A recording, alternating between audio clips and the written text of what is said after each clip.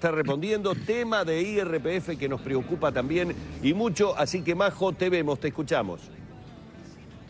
Sí, porque ya estamos con el dirigente del PIT-CNT, Fernando, ¿qué tal? Buenos días. Van a estar, en poquito tiempo reuniéndose con la Comisión de Hacienda del Senado para discutir este proyecto de IRPF que ha tenido algunos cambios. ¿Ustedes qué es lo que plantean y por qué piden de alguna manera un aplazamiento? ¿Qué es lo que quieren que se plantee? Bueno, para empezar, hay que reconocer que esto es un avance con la fórmula de cálculo anterior. Es decir, cuando se separa el aguinaldo del salario vacacional del cálculo de los meses de salario, se favorece el salario de los trabajadores progresivamente. No obstante, el PIT-CNT le había planteado ya al ministro Astori la posibilidad de hacer alguna propuesta en torno a favorecer a aquellos sectores de trabajadores que estén en la franja más baja, ya sea por la exoneración de esa franja o por favorecerla de alguna otra manera, porque ahí está un grupo de trabajadores que todavía no tienen salarios adecuados. Y por otro lado, en la otra punta, donde están los ingresos más altos, tal vez que esto no lo abarcara, ¿verdad? Porque claramente salarios superiores a los 100.000 pesos o en ese entorno son salarios que tienen mucha holgura y que ese dinero puede ser volcado al otro sector de la sociedad, al que apenas llegó a pagar IRPF. Para que quede claro, hoy ¿hasta qué monto no se paga IRPF y qué es lo que plantean ustedes, al menos en una primera instancia? Bueno, se paga hasta 24.000 y monedas. El que gana 25.000 y monedas ya empieza a pagar. Esa franja es la que más nos preocupa porque tienen todavía salarios insuficientes como para cubrir la demanda necesaria para una vida digna y pagan un impuesto progresivo, ¿verdad? Nosotros creemos que esa franja es la que hay que favorecer.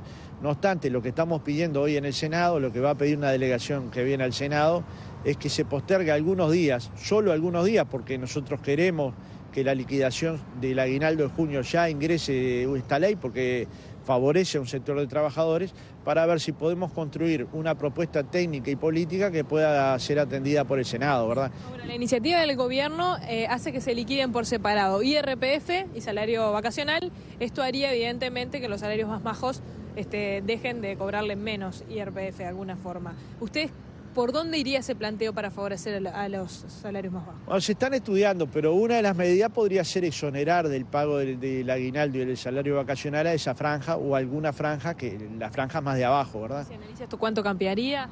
Bueno, importante, ¿no? El cambio es importante, significativo. De repente, en términos globales, el costo no es tan importante, pero para la vida de cada uno de esos trabajadores sí lo es.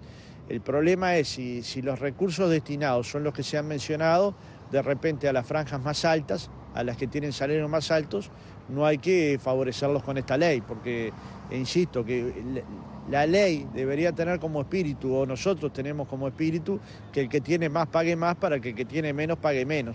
Y la franja que paga actualmente IRPF todavía es una franja que tiene salarios apenas aceptables, ¿no?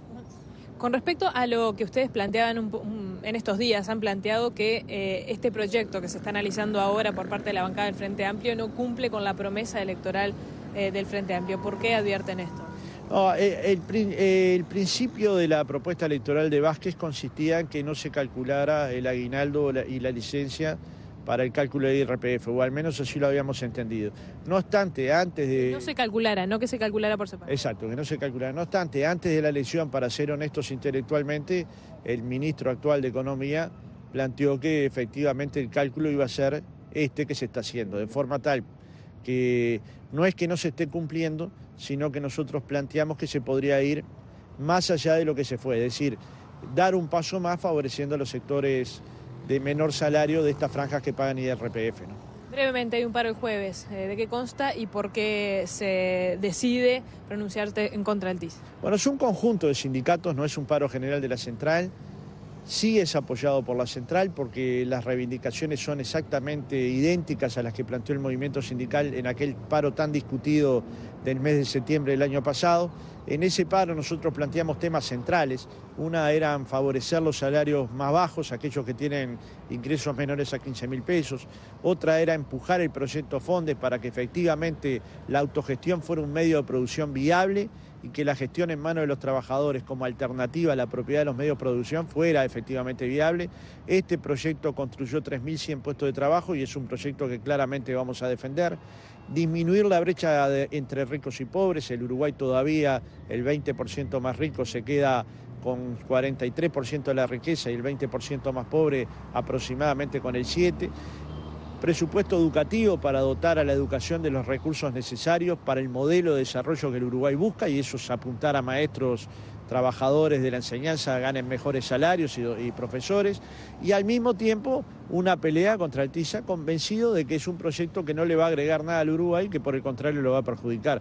Ahí están las bases de esta movilización, que va a ser continuación de la movilización aquella de septiembre y que después acá mismo en la Plaza 1 de Mayo se va a poner en el Acto de los Trabajadores, un día de huelga mundial que nosotros ratificamos todos los años como un día de propuestas para la sociedad. Y ahí vamos a hacer propuestas concretas sobre el salario mínimo nacional y sobre cómo favorecer la disminución de brecha entre ricos y pobres. Fernando, muchas gracias. A las órdenes. Bien, en las palabras entonces de dirigente de PIT-CNT, Fernando Pereira, hablando sobre esta iniciativa que se discute ahora en la Comisión de Hacienda del Senado de la República y que al parecer está pospuesta para la semana que viene para su aprobación.